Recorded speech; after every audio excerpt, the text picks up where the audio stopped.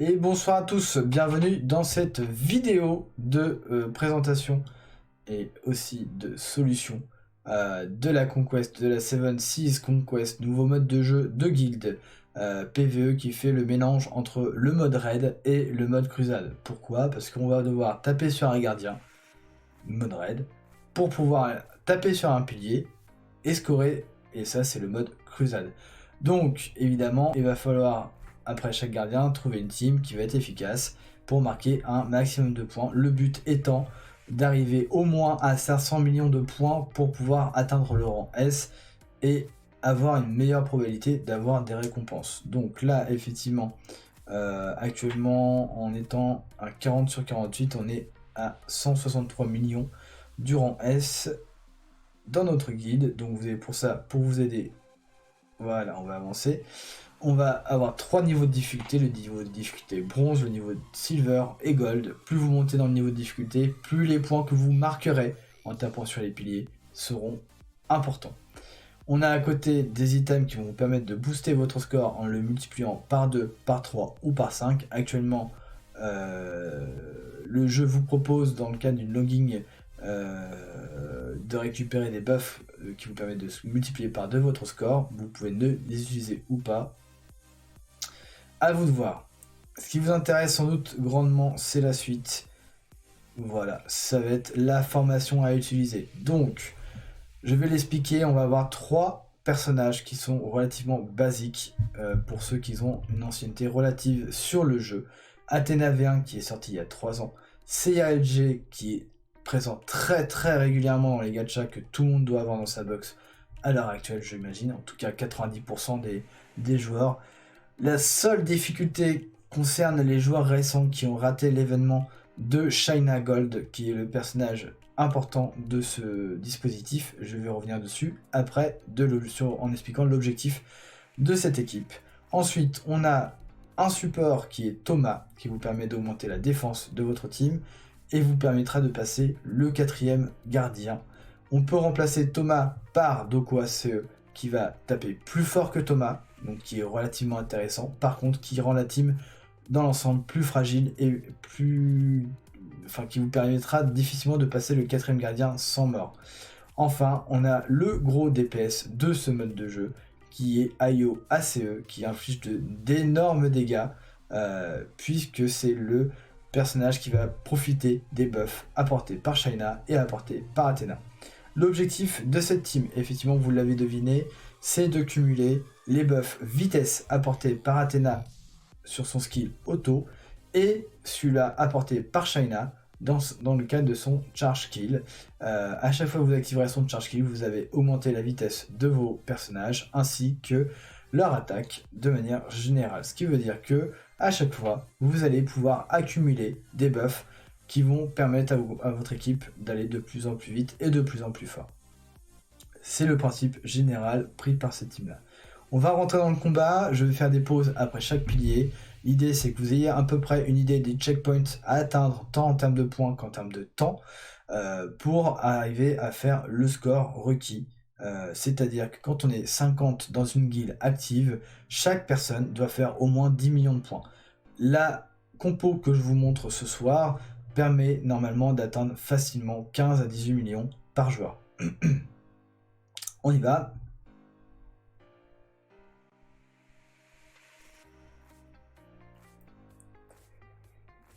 C'est parti. Premier gardien. Tac. On met une petite pause. Sur ce gardien là, concrètement, ça va être quasiment de l'auto-battle. Vous allez juste éventuellement, vous devez de toute façon systématiquement déclencher la charge kill de China dès qu'elle est up. Et potentiellement, vous pouvez utiliser celle de Seiya pour faire un peu plus de dégâts. Mais c'est pas réellement, c'est vraiment pour tomber le gardien. Autre point très important, le charge kill de Saori Athena V1 augmente la Cosmo énergie de vos personnages. Il faut évidemment éviter de gaspiller de la Cosmo énergie, notamment pour Thomas et pour Ayo ACE. Voilà, ne faites pas l'ulti d'Athena quand Ayo et ou Thomas sont proches d'être en charge kill. Vous le déclencherez après qu'ils aient vidé leur Cosmo énergie. C'est parti, On y va pour le premier gardien et vous allez voir qu'il tombe très très vite. Normalement, dans les 1 minute 28, 1 minute 30, il doit être par terre. Bien aidé par les DPS. Donc là, on est à 1 minute 28, il tombe, c'est parfait. Le principe, c'est évidemment de lancer énormément de charge kill avec Ayo ACE qui fait d'énormes dégâts sur le pilier. Hop, je vais monter un petit peu l'écran pour que vous puissiez voir les Cosmogodge. Là, j'ai pu l'utiliser sur Ayo ACE pour augmenter sa vitesse de passage. Là, je l'ai fait mais mal parce que du coup j'ai gaspillé un tout petit peu de Cosmo Énergie. Mais le but c'était de faire partir Thomas en SP concrètement parce que Thomas est un peu plus loin à partir en fait à lâcher son charge kill. Donc il faut vraiment arriver à avoir 2 à 3 secondes avant la fin pour pouvoir pour que cette charge kill touche le pilier. Voilà, tout simplement. Et là, sur le retour du gardien, du coup j'étais un peu trop vite, je suis désolé. Hop, le fan pole, je revenais un petit peu en arrière. Voilà, le gardien revient. On est à un score de 942 253, ce qui est très bien. On est à 1 minute 14 au niveau du temps, évidemment, puisqu'on a terminé à 1 minute 28. Ça vous donne vraiment une indication. Ce gardien-là, le deuxième gardien et les suivants, et surtout les suivants, il va falloir les bursts. Alors logiquement, je crois que j'utilise une spé par personnage. Et en l'occurrence, j'en utilise 2 pour Thomas Icarus. Je garde de côté celle de iOS ACE qui va taper sur le pilier en priorité. Donc là, je vais effectivement choisir de prendre celle de Thomas Icarus. Et le gardien va tomber à 1 minute 06 de la fin du timer.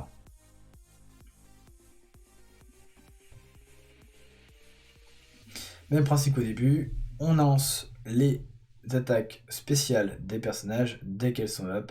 Et on n'oublie surtout pas de lancer celle de China, parce que c'est la top priorité sur la shopping list. Thomas. 5 secondes avant la fin, il n'en fera pas d'autres. Par contre, on va pouvoir lancer Ayo ACE. Et l'avantage de tout ça, c'est qu'on va avoir des personnages avec une Cosmo Énergie. Pas mal pour le retour du gardien. Hop, petite pause encore une fois. Avant le troisième gardien, on est à 2 287 000. Au niveau du temps, on est à 0,52 secondes. Donc le prochain gardien, il va falloir qu'il tombe très rapidement. Bien aidé évidemment par les Cosmo Énergie des personnages qu'on voit. Athéna qui est presque à plein. Thomas qui est déjà prêt. Et Ayo ACE qui est prêt aussi à frapper très prochainement. Donc on commence évidemment par tout ça. Alors là effectivement, voilà, petite note aussi, j'en remets une petite pause. Le bouclier d'Athéna peut vous permettre de dispel le contrôle de Sorrento ou de tout autre gardien sur vos personnages. Là en l'occurrence, je ne pouvais pas lancer l'attaque chargée de Thomas parce qu'il était sous effet de contrôle. J'ai dû d'abord lancer le bouclier et donc perdre effectivement la partie de Cosmo Énergie pour que lui puisse attaquer. L'idée étant évidemment de tomber le gardien très très rapidement.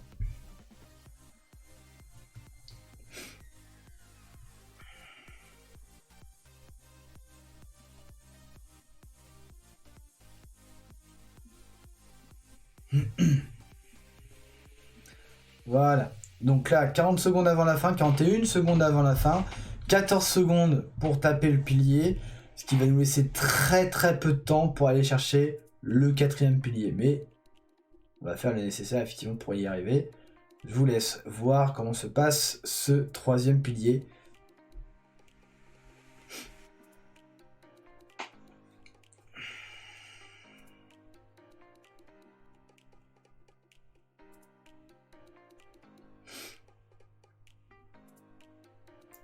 Et on peut effectivement voir que les dégâts infligés par Ayo ACE sont croissants au fil de l'eau.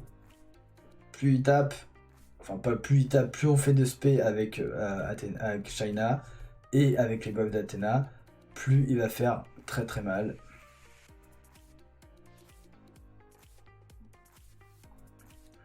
Donc là logiquement, ça va être terminé.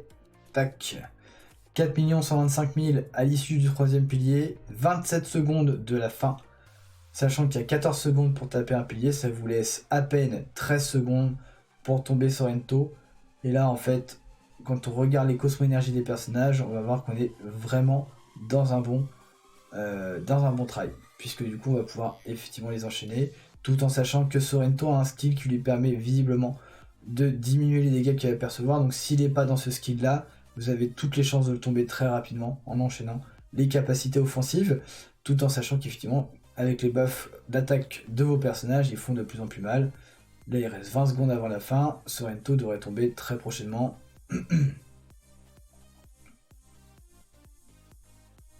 Voilà, 17 secondes, ça va me laisser 3 secondes après la fin du pilier pour scorer un maximum.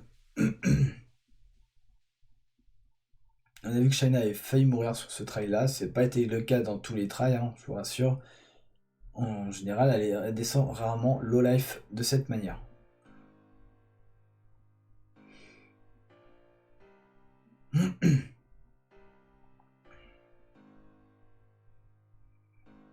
Donc là, non seulement on va atteindre la fin du pilier, mais on va avoir effectivement 3 secondes pour pouvoir taper le prochain gardien et essayer d'aller gratter quelques petits points, des micro-points, voilà.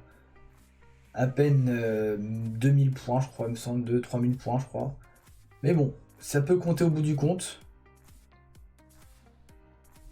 Voilà, fin du combat. On arrive avec un total au score de 6 297 000. Et on regarde effectivement les damage deal. C'est effectivement Ayo ACE qui fait le plus gros dégât avec 60 millions de points infligés, suivi un tiers par Thomas Icarus à 21 millions. Et les personnages anecdotiques qui sont Shaina, Seiya LG et Athena, mais qui sont pas là pour faire des dégâts, mais justement pour mettre en avant ce fameux lion ACE, font voilà, très peu de score. Mais globalement, c'est ce qu'on voulait voir. J'espère que cette vidéo vous sera très utile pour vous aussi atteindre au moins un score de 12-15 millions et vous permettre de monter dans les rangs pour augmenter les récompenses dans vos coffres journaliers. Mais soyez pas déçus puisque, encore une fois, vous pouvez très bien choper une grosse pyro en coffre E, en coffre C, en coffre D. Il suffit d'avoir de la chance et malheureusement c'est pas parce que vous êtes en S que vous avez une pyro garantie, mais vous avez quand même plus de chances d'en avoir. J'espère que cette vidéo vous a plu, je vous souhaite à tous de très bonnes chances et de très bons tries sur les gardiens. Je vais finir cette vidéo, parce que je vais finir trop tôt, parce qu'il y a quand même des tips qu'il faut connaître et qui sont très importantes. Le premier tip, c'est vous pouvez reset les tries à tout moment. Vous quittez le jeu, vous revenez, le try se retrouve remis à 0. Vous gardez votre buff de multiplicateur de score si vous l'avez utilisé. Par contre, vous perdez les supports que vous avez utilisés pour faire le try. Ce qui veut dire que la guilde, votre guilde, doit favoriser les supports Ayo ACE, mais aussi les supports Thomas et Doko ACE, pour que vous puissiez multiplier les tries et garder les tries qui fonctionnent bien au niveau du score, qui sont au moins à 5 millions 5, 6 millions d'après cette composition. Encore une fois, logiquement, Shaina Gold, Seiya LG et Athena sont des personnages relativement accessibles à tout le monde. Donc n'hésitez pas à demander en masse à vos guildmates de partager leur Ayo ACE et leur Thomas et leur Doko ACE pour pouvoir scorer un max et justement que ça profite à toute la guilde. Je finis sur ces derniers tips et je vous souhaite à tous de très bons tries et je vous dis à une prochaine vidéo. Ciao ciao, bonne soirée, bon week-end.